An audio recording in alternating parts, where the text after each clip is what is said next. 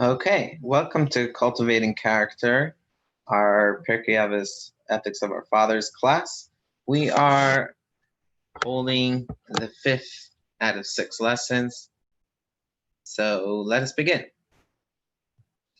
Reb Tarfon Omer. This is from the 15th Mishnah in the second chapter.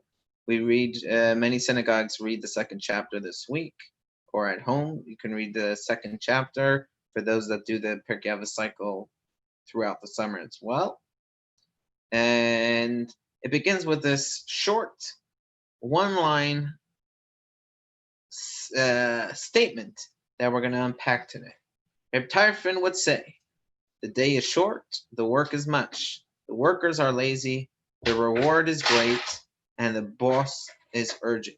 So let's unpack this, because typically, I'll say the word procrastination, and we all know the feeling that it brings to us. Everyone can relate to the idea that we have something important coming up and we find all different kinds of excuses how to get out of that task and prevent us from accomplishing that task, be it a big project or even a phone call that we're not interested in making. So here's the 5 common excuses, and this Mishnah addresses those excuses. So excuse number 1 is, I still have plenty of time. Don't worry, the project is not due till next Wednesday. I have a whole week left. Nothing to worry about. And what's our response? The next Wednesday is any day now. It'll be here before you know it. It's not a lot of time. So our next excuse is like, okay, you're right. There's not a lot of time, but the work I could get the 5 days, 6 days is also enough. 4 days is also enough. I don't need the full time. The time is short. The deadline's very soon, but I could get the job done within that time. And what do we say? That's not true. This mission needs to happen now if you want to accomplish it. They say, you're right, but I'll work very quickly so I could push it off till later. And we say, that's not true. This thing takes a lot of time and needs thought and needs patience. So we come up with excuse number 4. Is this project even worth it? Nothing will happen if for once I don't get it done. You see how brilliant our psyche is at finding excuses. But we have to tell ourselves, that's not true. This job is important. The work here is important. So we say, excuse number 5. Okay, you're right. But does anyone really care? It may be important, but no one appreciates the effort that I put into it. So at the end of the day, when we recognize the fallacy in these excuses, that's a kind of motivation for us to get the job done. So the above is true regarding any job. It is even more so in the case of the job, the ultimate job that our souls were sent down in this world to accomplish. Each and every one of us has a special soul with a special mission that nobody else can accomplish. And this is to make the world a better place in our own unique way. And the human nature has this tendency to constantly procrastinate and find excuses. So we therefore need to motivate ourselves to overcome these various excuses that distract us from our goal. So this is Reb Tarfon's message. The first message was, the day is short. Don't say you have plenty of time to get the job done to make the world a better place. People live 70 years, 80 years, 40 years. You don't have so much. Time is finite. It doesn't go on forever. And just pay attention to that. There's a famous story in the Talmud, well, famous to me at least. Rebbe Lezer said, repent one day before you die. So his student said, well, how do you know when you're going to die? He says, okay, so repent every day. You'll live your whole life in repentance, always fixing the mistakes that you made. So that's excuse number 1. Recognize life is short. Life is short. And when we get older, we recognize that. But in our youth, we tend to forget and assume we have forever. Then the second excuse we say, It's not such a big job. There's not so much to do. I want to make an accomplishment and make an impact on the world. True, life is short, but there'll always be an opportunity for me to make my contribution. I just have to lower my expectations. So, on this, we have to recognize that the work is much. You can't lower expectations. God has massive expectations from you. God didn't send you into this world just to eat your cereal and be healthy, stay a healthy weight, and be kind to your neighbor. You're here to accomplish much more than that. So here's the next excuse that the human tendency is. The next excuse is, you're right. I have to make a bit, I have to contribute a lot to society. That's what my soul is here for. And life is short. But I'll always catch up later. I'll do it, I'll work double as hard in my later years. Let me enjoy myself in my earlier years. Right. And for this, we have to tell ourselves, no, the work is much. You cannot push things up. The workers are lazy. You cannot just, what's the root of laziness? The root of laziness is wastefulness, is wasting precious time. But so every single day and every single moment has a special precious energy to it. And when we miss a day, even if we accomplish the same thing that we would have accomplished in 2 days, we worked extra hard and did it in one day. At the end of the day, the blessings from yesterday were lost to us. We didn't tap in to the special qualities of every single day, and we always have to fill every day. There's a statement in the Jerusalem Talmud that says, if you forsake one day, the Torah says, I will forsake you for two. So what does that statement mean? One of the ways of explaining the statement is when two people are walking on a trip or going on a journey together, and one person decides instead of going north, is traveling north, he's going to go west. When he goes west one day and he decides, actually, I want to go back to my friend. How far away is he from his friend? He's really 2 days away from his friend because his friend continued heading north. So not only, he's not just has to return to his route, his friend also continued going onwards. So the same thing is when we feel like I'll have my opportunity to make an impact on the world and to do what my soul was sent here for, I'll do it in my later years. No, but when you abandon your mission, the world continues to move on. So then when you decide that you want to grab back onto your mission, now the work is double as hard. Now, okay, so you say, okay, you're right. I understand I have an important mission. I understand my time is short, time is finite. I understand that there's a lot big things are expected of me. And I understand that no day can be wasted. But I might still say to myself that, what is it really worth all the effort? Whatever I'll do is just make a drop in the bucket. Whatever I do, even if I work hard and never waste a day and dedicate all my energies and efforts into doing what my soul was sent down here to do, it's still just a drop in the bucket. It's like throwing the starfish back into the ocean when there's hundreds of starfish. You're never going to accomplish it. So what does Reb Tarfon say? The reward is great. The payoff is great. Don't kid yourself. One small thing that you accomplish in this world has an enormous impact. It's almost like a nuclear reaction.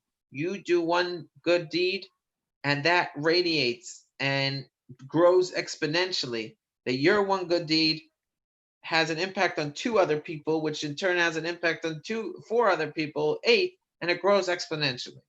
So remember, the payoff is great from your efforts. Don't think that your efforts won't pay off.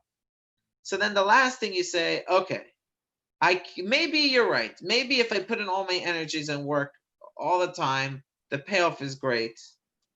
But who am I doing this for anyways?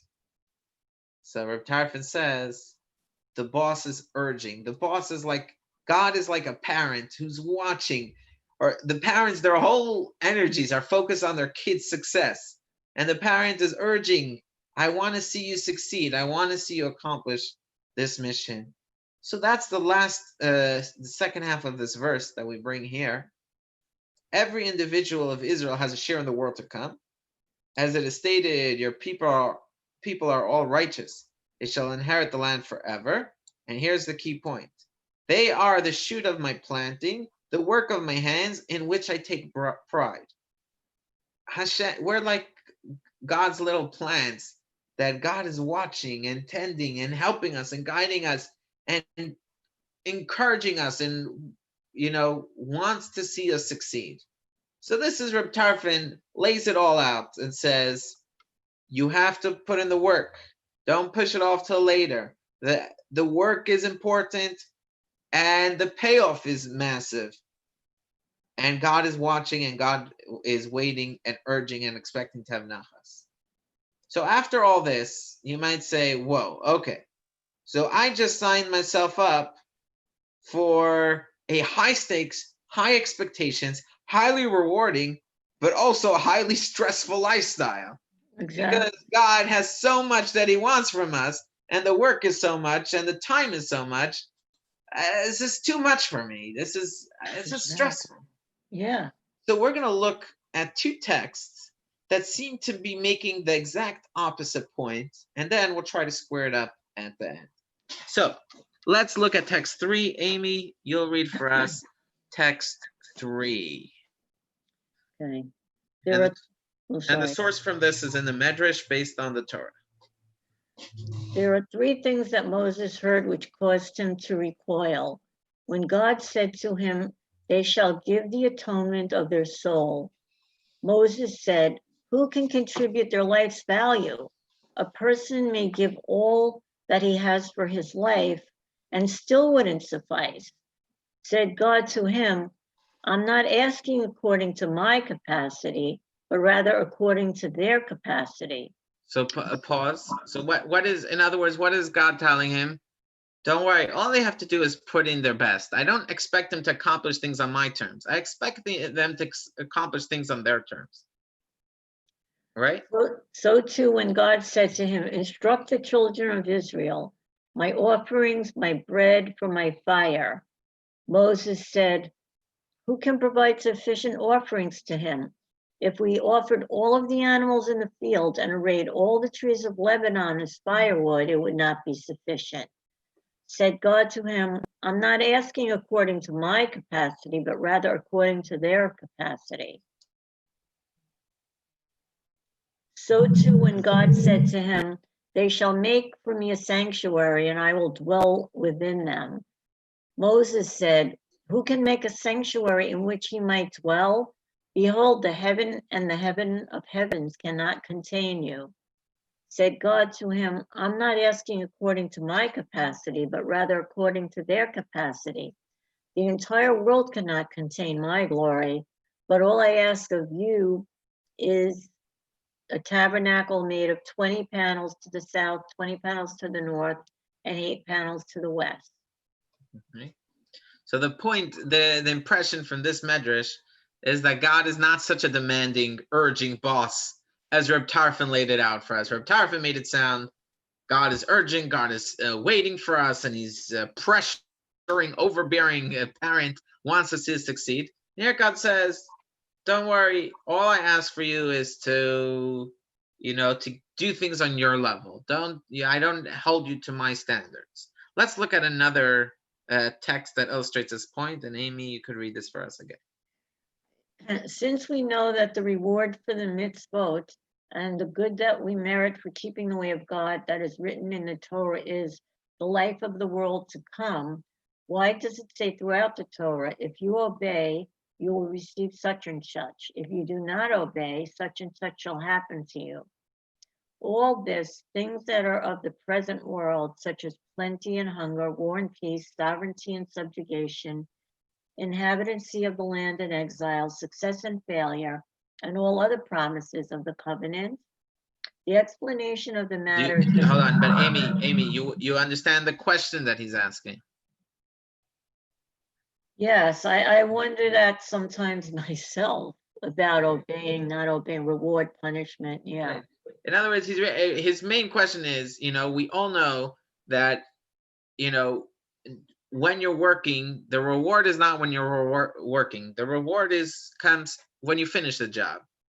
And so Maimonides says the main reward in life for all our efforts, the main payoff, comes in the world to come. It comes in that afterlife.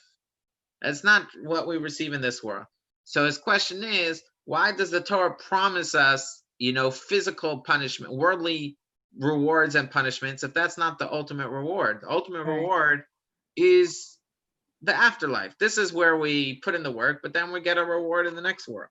So why does the Torah promise us physical rewards and physical punishment? Okay, so now let's read his explanation. The explanation of the matter is as follows. God gave us this Torah. It is a tree of life. Whoever fulfills all that is written in it and knows it with a complete knowledge, merits thereby the life of the world to come. But God also promised us in the Torah that if we observe it with joy and with a good spirit, he will remove from us all things that may prevent us from fulfilling it, such as illness, war, hunger, etc., and that he will bestow upon us all blessings that bolster our hand to observe the Torah, such as abundant food, peace, and much gold and silver, so that we need not preoccupy ourselves all of our days with our material needs, but be free to learn the wisdom and observe the commandments by which we will merit the life of the world to come. Okay, I have two questions. Is that okay? Go for it. One question is, when they speak of the world to come, does it mean after you die or the time of the Messiah? So there's the reason why I said the afterlife is because that is Maimonides' view. Maimonides says it refers to the afterlife. According to the other rabbis and majority rabbis in the Hasidic view, it's referring to the world to come. In other words, the world to come refers to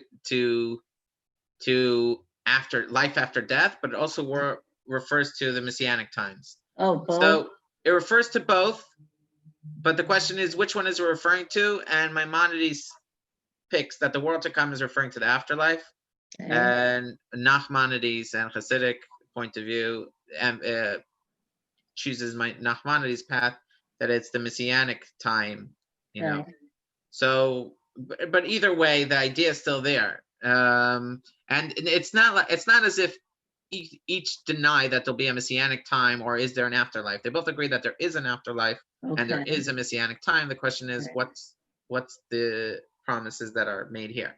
Okay.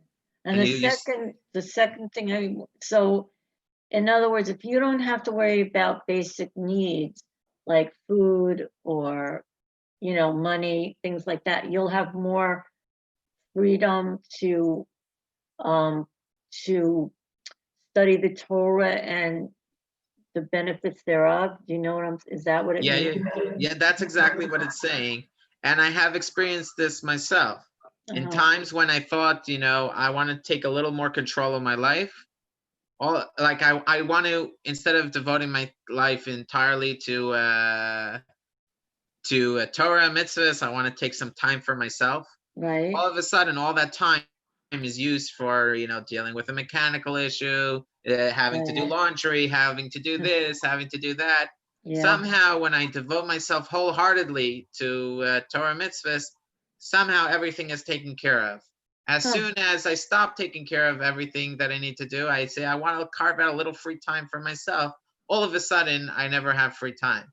So, that's just a personal, that I find this to not just be, wishful thinking. I find it to be real. This is actually real life. Okay. Which obviously we're not going to get into. We see righteous people who suffer and are poor and whatever. That's true. So Yeah. we're not going to get into that whole topic. I just want to share from my own personal experience that I have found it to be the case. Okay. So now, how do we square, on the one hand, we see Reb Tarfon saying God is a high pressure boss. There's high stakes. There's a lot to do. The day is short. The work is much. Don't be lazy. And here, from these past two texts, it seems to imply, don't worry, God is very accommodating. He doesn't ask too much of you. He doesn't expect. Just give a little bit. He'll be happy. And if you do your best, God will help you and make it easy for you. So which one is it? Is it life is high pressure, life expects so much, and just stay focused, and it's just, life is finite. At the end of it, you'll get your reward. Don't focus, just put yourself through the pressure for 70, 80, 120 years, and then afterwards you'll have 1,000 years to sleep, so to speak, and to enjoy the nachas. Right. That's Yeah. what Reb Tarfon seems to be advocating. And from these two texts, we seem to be saying, no, God doesn't expect too much from you, and he takes care of you. He makes it easy here. So which one is it? So the key to decoding this mystery is by recognizing where this quote of Reb Tarfon, where is it said? Reb Tarfon writes this in the Ethics of Our Fathers, Avot 2:15. Ethics of Our Fathers, as we explained previously, is a book of things that are beyond the letter of the law. In other words, the letter of the law says that if you damage someone, you have to repay the damages. You have to make them full for the damages that you caused them. That's not something you'd find in the book of Avos, because that's basic. That's letter of the law. The book of Avos is telling you, okay, true, you're living a kosher lifestyle, but just because the food is kosher doesn't mean you should eat it, right? So that's the concept of Avos, going beyond the letter of law. We're not just telling you, you could be a perfectly good Jew, doing everything right and living by the letter of the law, and no one will blame you for anything. But it's still, you're missing the romance. And that's like a spouse who does everything right for the wife or for the husband. What do you mean? I fulfill my obligations. Yeah, but you don't do it with a smile. You don't give your all. You don't go beyond the letter of the law, beyond what's required. So is he or she doing their job? Sure. And no one will have any qualms or claims against them. But they're missing the romance and the beauty and the passion that comes from going beyond the letter of the law. This text of Reb Tarfon is saying how you should view life for someone who wants to go beyond. In other words, you get to choose what kind of relationship you want to have with life. Either you could take the approach of, I want to have a relaxed relationship with life. I want to serve God on my terms. And I want God to take care of my amenities. God says, sure, I will do that for you. All I expect from you is to give me things on your terms, and I will provide for you to make sure that to make it very easy for you to do so. And that's one path in life that a person can take. And there's nothing wrong with that. That is praiseworthy way of serving God to the best of your abilities and in a stress-free way, and expecting from God to take care of your amenities. And that's almost how it is by someone that shows up to work a 9-to-5 job. The 9-to-5, wants to have the coffee, wants to have the bathroom breaks, and wants to have comfortable workspace, and will do the job that's 9-to-5. Fine. That's one kind of relationship we can have with our task at hand, with our mission in the world. Or we could take the approach and say, we want to do this like an entrepreneur. We want to do this like someone who's starting our own business, who for the first few years sacrifices everything because he knows that there's so much to accomplish and so much great. So Reb Tarfon is saying, I want to tell you how to go beyond the letter of the law. You could do things kosher. You could do things step by step, and no one will blame you for that. You're a good Jew. You don't have to feel any Jewish guilt. That's fine. But I want to tell you that don't think that's the ultimate. Don't think that there's nothing greater here. You should recognize that your soul came down to do much more than just the 9 to 5. Your soul can accomplish so much more than that. Time is so short. Every single day is precious. Work hard, because the payoff will be great. And God is having nachas and watching when you succeed. So, it's really up to us which lifestyle we want to take. And some of us by nature are go-getters and love the stress and the pressure and the drama. And some of us prefer to take it one day at a time. So each of us will have a natural inclination on which way to go. And for the person who's a big activist, we have to remind him that the other way is completely valid. And, the more calm, steady approach and, I'm doing the right thing, that's a valid approach. And for the person who's a little laid back, we have to remind them that maybe take it up a notch. And maybe don't commit to it for life, but maybe for this week, 1 week every month, you'll dedicate to doing things on the lifnim mishur sadin, doing things on the higher standard of giving it your all, putting it your all, forgetting about any creature comforts that you may have, just to make a big impact on this world that only your soul could do and no other soul could do on this day and no other day, because the work that you can make and accomplish is truly great.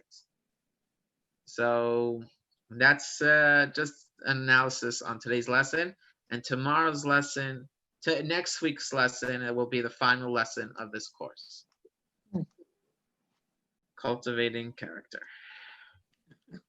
But since you said that, when you devote, yourself fully to honoring the Torah, the other things seem to work out.